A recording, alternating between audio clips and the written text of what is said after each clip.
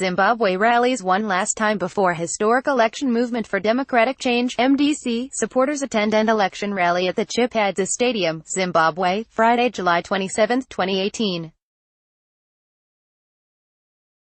Zimbabwe's main MDC opposition leader Nelson Chamisa says Monday's historic election is likely to be flawed and that he will lead a campaign of peaceful protests if President Emmerson Mnangagwa wins in a disputed vote.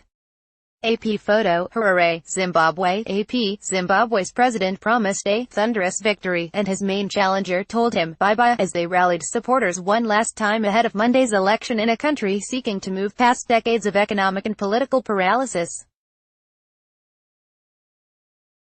The vote will be a first for the Southern African nation. Longtime leader Robert Mugabe won't be on the ballot after resigning in November following a military takeover and pressure from the ruling ZANU-PF party that once backed him.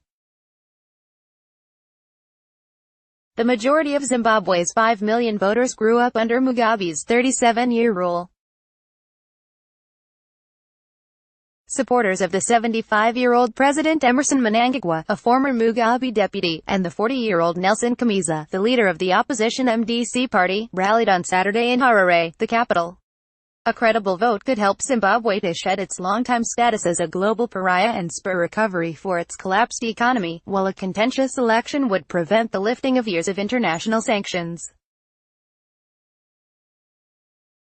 "We have opened the country to the world," Mnangagwa declared Saturday, claiming that hundreds of investors had poured into the country since he took office with billions of dollars in commitments.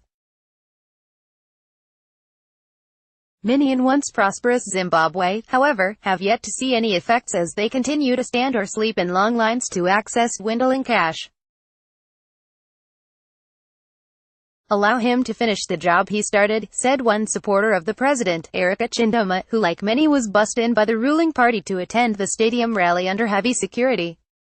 Chamisa, a rousing pastor and lawyer with little government experience, promised a convincing defeat of Mnangagwa, saying the president had done his part in helping to liberate Zimbabwe from white minority rule. "Your time is up," he said. "If we miss our opportunity on Monday, we are doomed for life." In an interview with the Associated Press on Friday, Chamisa alleged that Zimbabwe's Electoral Commission is biased in favor of Mnangagwa, which the president and the commission deny.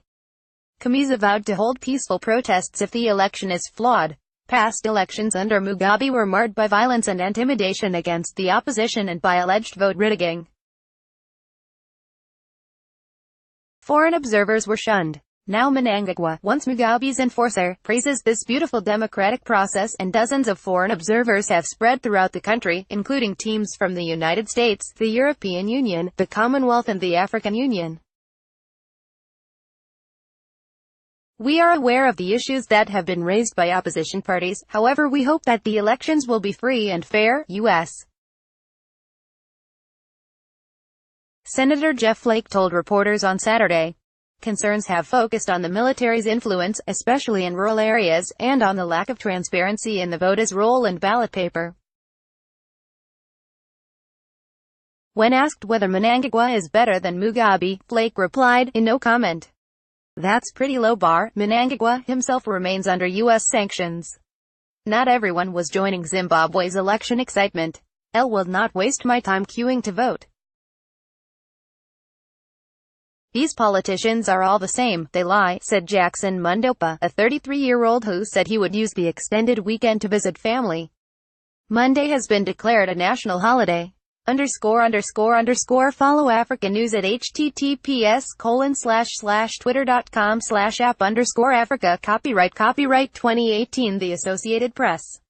All rights reserved. This material may not be published, broadcast, written or redistributed.